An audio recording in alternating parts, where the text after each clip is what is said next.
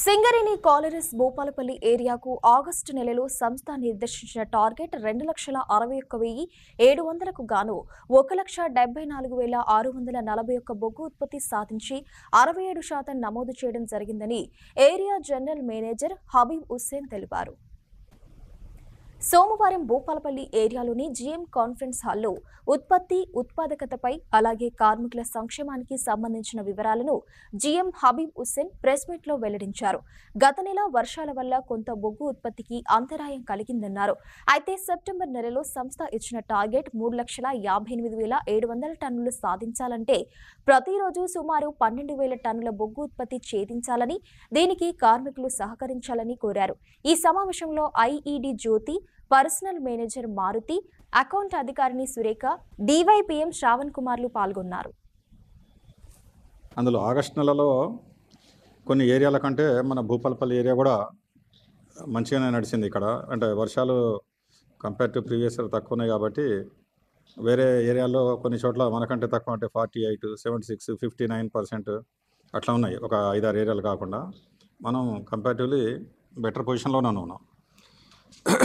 ఈ టార్గెట్స్ విషయానికి వస్తే మీకు అందరికి లాస్ట్ టైం మీటింగ్లో కూడా చెప్పాను నేను. కంపెనీ ఏం చేసిందంటే, అంటే మనం ఓబీ తీసేదానికంటే కూడా వచ్చే బొగ్గు కంటే కూడా కొంచెం ఎక్కువ రాయడం వల్ల మన ఏరియా బాగా వెనకబడుతున్నట్టు కనపడుతూ ఉంటుంది. అయితే దీన్ని ఈ టార్గెట్లో వ్యత్యాసాన్ని తగ్గించడానికి ఏం చేసామంటే, ఇప్పుడు OC2ది కాంట్రాక్ట్ కొత్తది మళ్ళీ టెండర్ పిలిచాం, మొన్న అయిపోయింది. OC2లోది ఇప్పుడున్న కాంట్రాక్ట్ అయిపోతుంది, మళ్ళీ SVC వాళ్ళకి వచ్చింది. అందులో OC2 టార్గెట్ అనేది మనకు 100% వస్తుంది. ఇప్పుడు కంపేర్ టు ప్రీవియస్ ఇయర్ OC2లో 80,000 తక్కువ ఉంది. 1,35,000 ప్రొడక్షన్ తక్కువ ఉందని చెప్పారు ఏజిఎం గారు. అందులో 83,000 అంటే దాదాపు 84,000 OC2 నుంచే తక్కువ ఉంది compare to previous year. Underground mines కూడా 45,000 తక్కువ ఉంది కంపేర్ టు ప్రీవియస్ ఇయర్. ఈ అండర్గ్రౌండ్ మైన్స్ ప్రొడక్షన్ అనేది ఇప్పుడే అంటే ఇంప్రూవ్మెంట్ అనేది స్టార్ట్ అయింది. Compare to previous month everyday 132 tons మనం ప్రతిరోజు యావరేజ్గా ఎక్కువ తీసాము ఇంతకుముందు నెల కంటే. OC2ది కూడా ఇప్పుడు ఈ వర్షాలు దాదాపు తగ్గడం అయింది. జూలై కంటే ఈ నెల కొంత ఇంప్రూవ్మెంట్ ఉంది కంపేర్ చేస్తే మనకు. సో OC2 అనేది టార్గెట్ వచ్చేస్తుంది, 80,000 కవర్ అవుతుంది. OC3 విషయానికి వస్తే, ఇప్పుడు ఈ వాళ్ళు టార్గెట్ మనకు ఎక్కువ పెట్టారు కాబట్టి, మీరు ఇట్లా ఎక్కువ పెట్టారు కాబట్టి ఇది ఎట్లా వస్తుంది టార్గెట్ అడిగితే వాళ్ళు ఏం చేస్తారంటే, ఇప్పుడు థర్డ్ ఇయర్లో ఓబీ తీయాల్సింది కూడా ఇప్పుడు సెకండ్ ఇయర్లో ఇచ్చేయడానికి అప్రూవల్ పెట్టాము.